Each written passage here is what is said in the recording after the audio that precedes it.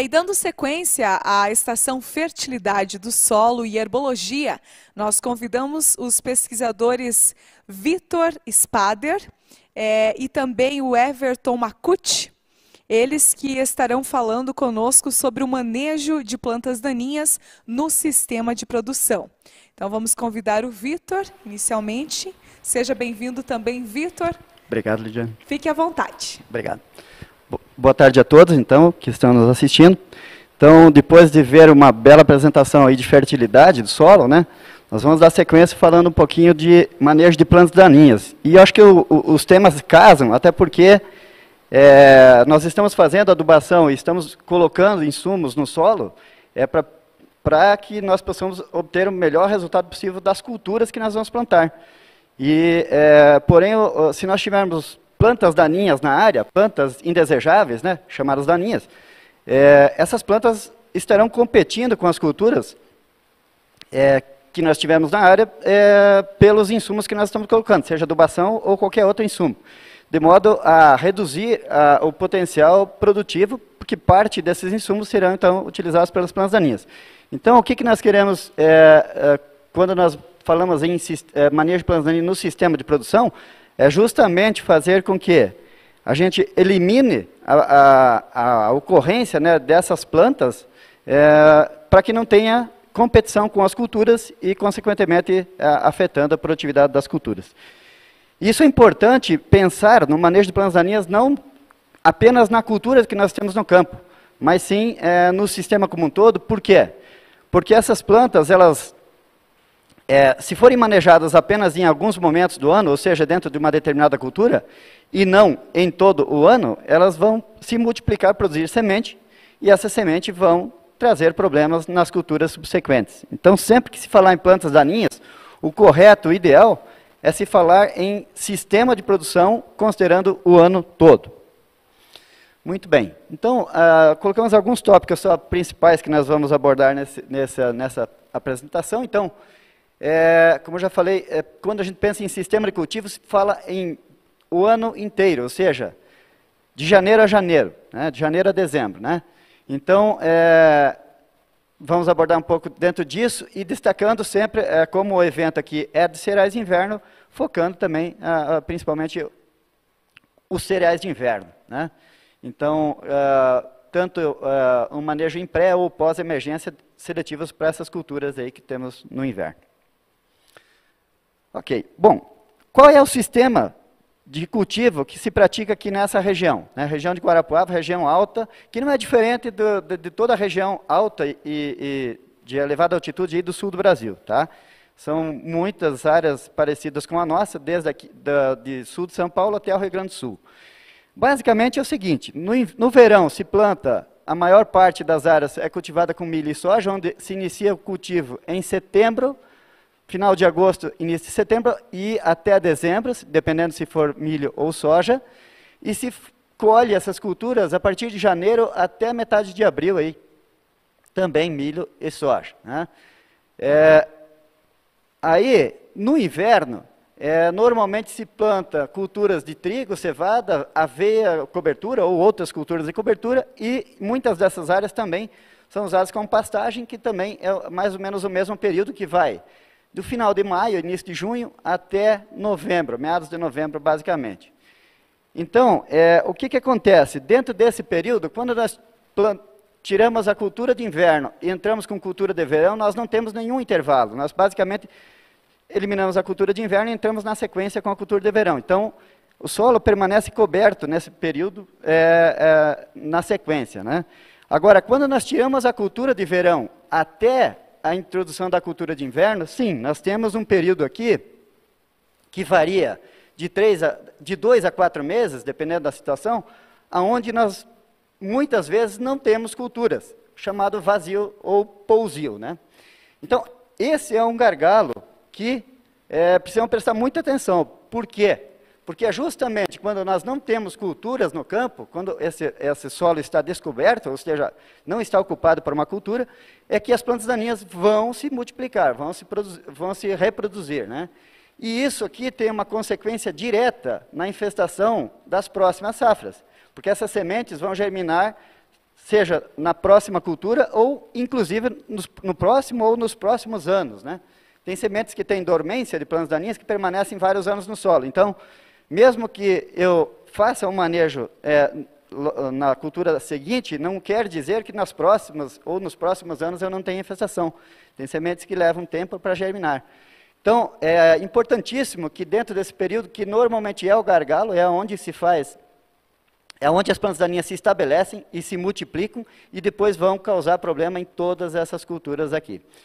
E é claro também, com relação à resistência de plantas daninhas, o problema de resistência é o seguinte: quanto maior a infestação, maior a probabilidade de nós encontrarmos indivíduos resistentes quando nós usamos um determinado herbicida com uma frequência nessa área. E aí, se nós evitarmos essa multiplicação de plantas daninhas, ou seja, baixarmos essa infestação, é menos provável também que nós selecionemos esses indivíduos com resistência, seja a qualquer herbicida. E esse é um grande problema a nível do Brasil e do mundo hoje, onde encarece muito o manejo e muitas vezes com dificuldades muito grandes, porque poucos herbicidas às vezes controlam essas plantas que são resistentes. Então, quais são as estratégias para evitar esse problema nesse período que é justamente o gargalo, né? Então, nós podemos fazer simplesmente uma dessecação, ou seja, colhemos a cultura de verão, esperamos um pouco, essas plantas daninhas vão se estabelecer antes que elas se multipliquem, isso é muito importante, antes que elas se multipliquem, nós eliminamos com a aplicação de herbicidas. Normalmente, nessa situação, é uma, no máximo, 2 aplicações, mas normalmente uma aplicação suficiente para que a gente evite a multiplicação dessas plantas nesse período aqui, que vai de 2 a 4 meses. Tá? Mais recentemente, a gente tem trabalhado com a introdução de culturas nesse período, tá? Nesse período de outono. Aí, procurando deixar esse solo coberto também nesse período aqui. E aí, poderia se trabalhar, se trabalha, né, com culturas apenas como cobertura de solo, né, evitando espaço aberto ali, ou então até com pastagem, ou mesmo cultura de grãos.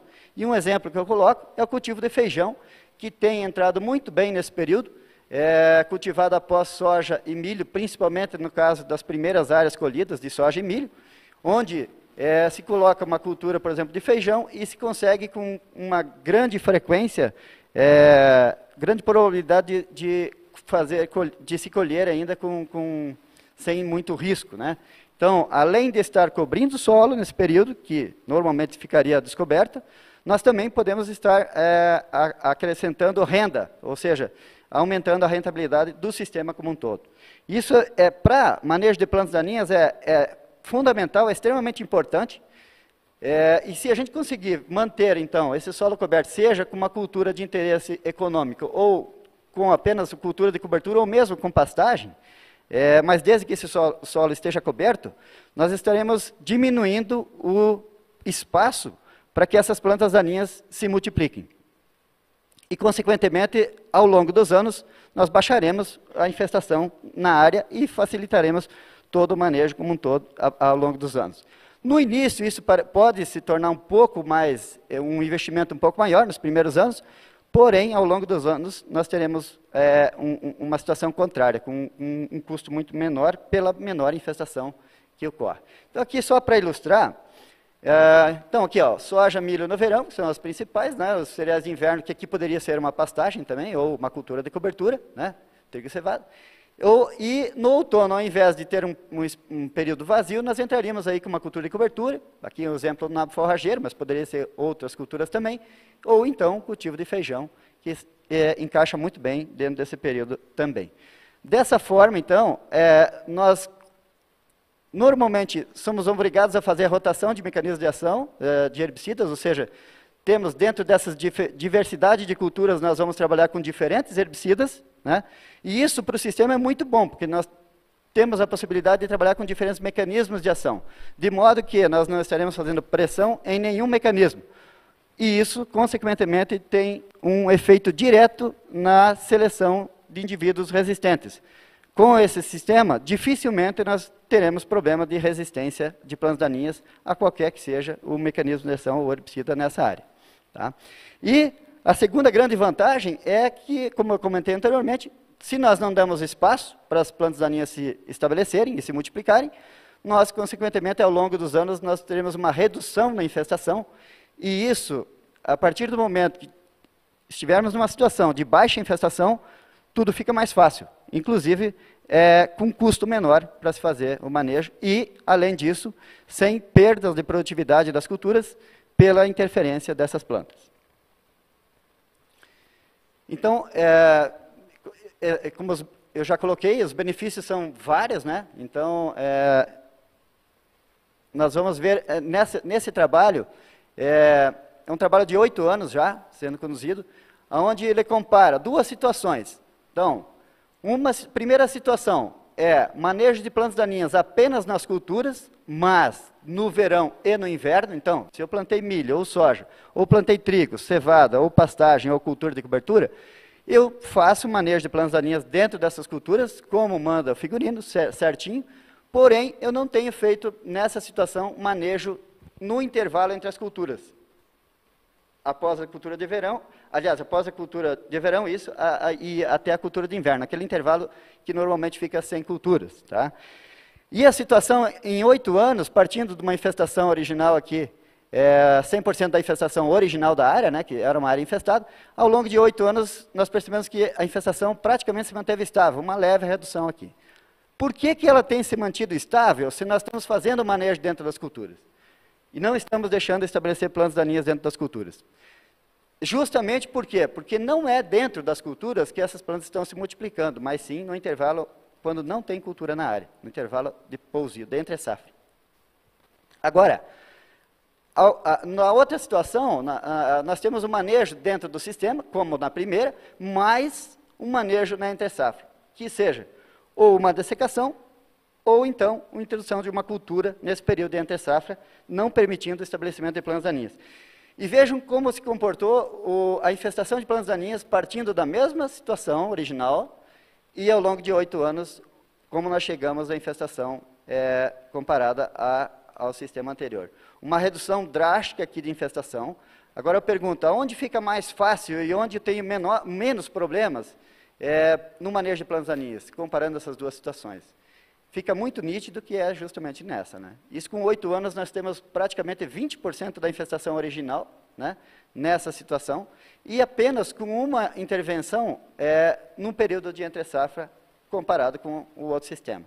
Então, isso não precisa nem fazer cálculos para se ver que é uma situação onde vai ficar muito mais barato, mais fácil para fazer o manejo ao longo dos anos, e essa situação ela permanece tendendo a cair, esse trabalho ele continua, então, mas muito provavelmente essa infestação tende a cair, por quê? Se aquela semente que está no solo germinou e eu eliminei a planta antes que ela se multiplicasse, automaticamente eu posso concluir que eu tenho menos, a cada ano que passa eu tenho menos semente no solo. E aí uma infestação menor em qualquer cultura que eu venha trabalhar nessa área. Aqui apenas uma ilustração, então, de cultivos outonais, né, de cultivos dentro desse período de outono, que nós não temos nem milho, soja e nem trigo, cevada, culturas de inverno. Aqui um caso de nabo forrageiro, né, aí no pleno florescimento já sendo rolado aqui para estabelecer a cultura de inverno, né, de modo que muita gente pergunta, mas você está falando em nabo forrageiro, e como é que fica a questão de doenças com essas culturas? Principalmente no caso do nabo forrageiro, mofo branco, que é uma doença importante para a soja, e ele também é hospedeiro, o nabo forrageiro também é hospedeiro. Na verdade é o seguinte, essa doença, a infecção ocorre durante o florescimento, e o desenvolvimento dela para a formação de esclerose, que são as estruturas que vão permanecer para infestar as culturas seguintes, ela ocorre depois do florescimento, durante o desenvolvimento. Porém, nesse caso, nós interrompemos o ciclo com uma rolagem. É justamente nesse período que nós vamos rolar, vamos eliminar essa planta de cobertura, esse nabo, e vamos plantar aí um cereal de inverno, uma pastagem, ou seja, qualquer outra cultura sobre ela. Então, nós evitamos também que essas doenças se multipliquem. Aqui mais uma situação, então, com o cultivo de feijão, né, sobre uma palhada de milho, por exemplo, ocupando aquele espaço durante esse período que ficaria vazio, tá? E aqui um feijão já pronto para colher, né, colhendo feijão sobre milho, onde vocês aqui a foto não fica muito boa, mas dá para ver que a palhada de milho, nessas situações onde ela permanece coberta para uma cultura, ela degrada mais rápido, e eu tenho um ambiente muito mais favorável para cultivo de cereais de inverno sobre essa área aí. E aqui é exatamente um trigo pós-feijão plantado no outono, né? Um feijão plantado sobre milho, e depois um trigo sobre feijão, né? Muito bem estabelecido, sem falhas, né? Uma cevada sobre nabo forrageiro, também na mesma situação, nabo forrageiro cultivado no outono, uma cevada, ainda tem plantas de nabos secas aqui, ó, dá para ver, muito bem estabelecida, né, com um potencial com certeza muito bom. Né, e com certeza nessas situações nós teremos uma baixa infestação de plantas daninhas, que é o que nós desejamos dentro do sistema.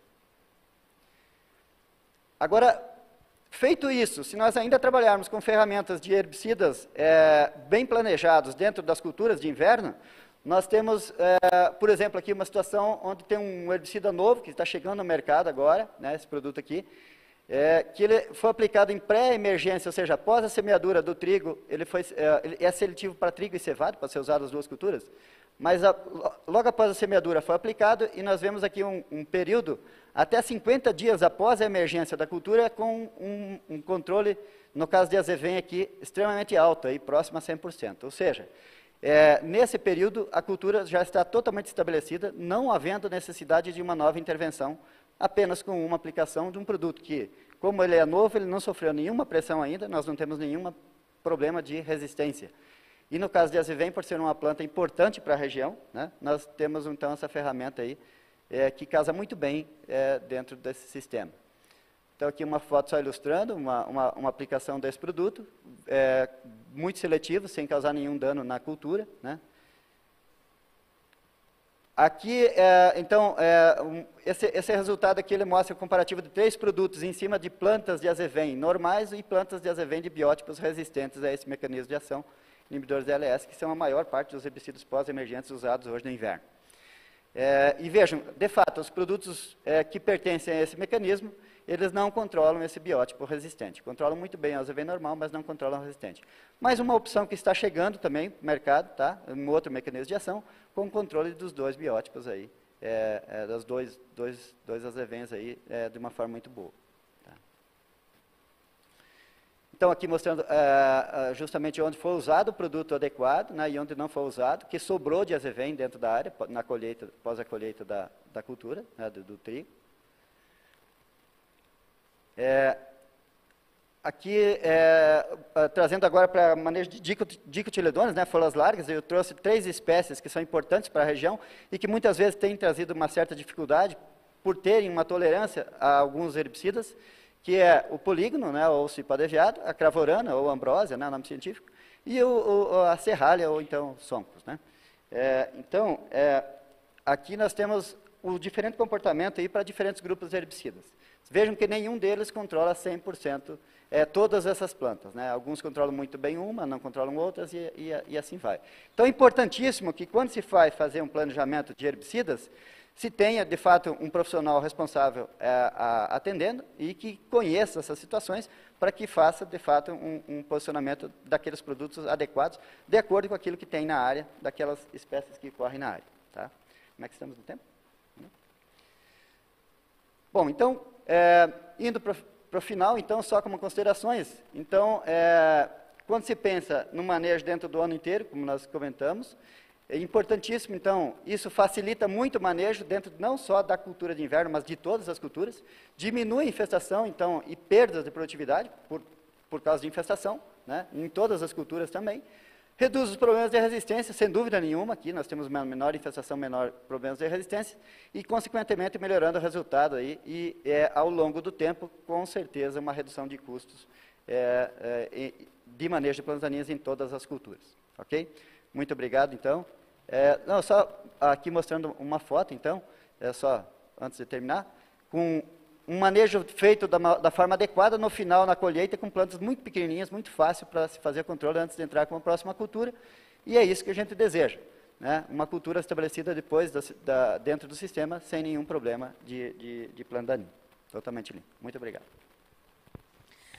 Muito obrigada, Vitor.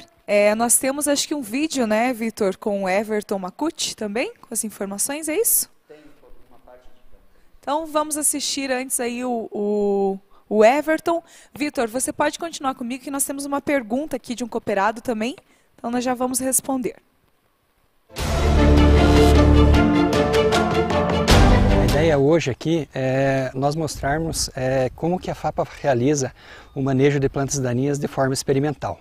Nós estamos aqui numa área experimental própria da FAPA, onde tem uma gama de plantas daninhas, tá, infestando essa área aqui, e onde eu quero chamar a atenção para duas plantas daninhas principais de difícil controle que nós temos na nossa região. Tá? Uma delas é a cravorana, tá? E a outra é a buva. São duas plantas daninhas de difícil controle na nossa região, tem uma ampla adaptação, desde o inverno, no período outonal, né, e se não manejada muito bem nesse período outonal, ela pode se tornar uma invasora importante aí nas culturas subsequentes, no caso de cevada, no caso de trigo, tá, e também no meio das culturas de verão. Logicamente que aqui é uma condição bem adversa para o produto, tá? Plantas daninhas acima de 20, 30 centímetros, né? Isso nós consideramos para essas duas invasoras uma estatura de difícil controle, tá? Mas é esse mesmo intuito, né? A pesquisa ela tem que testar os produtos numa condição bem adversa, tá? Para que quando o produtor chegar no campo, né, nunca deixar a planta daninha chegar nesse estágio, fazer o manejo da planta daninha no máximo aí com 10 centímetros, que é o ideal, tá? Onde os produtos têm uma ação muito melhor quando a planta daninha tem um porte menor. Tá? Então, os produtos sendo empregados numa condição dessa de difícil controle, tendo uma boa eficácia, né? É aqui que nós fazemos todo o screening aí de doses, de princípios ativos, tá? Associações de princípios ativos, de mecanismos de ação, tá? Para que essas plantas daninhas tenham um bom controle e não sirvam de empecilho no meio da lavoura aí do cooperado, fazendo com que ele perca produtividade e rentabilidade.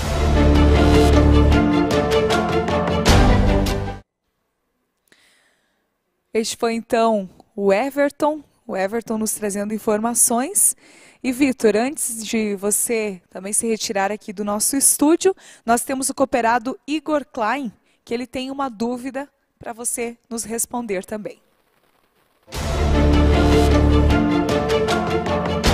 Vitor, qual a melhor estratégia para reduzir os problemas com plantas daninhas em minha fazenda?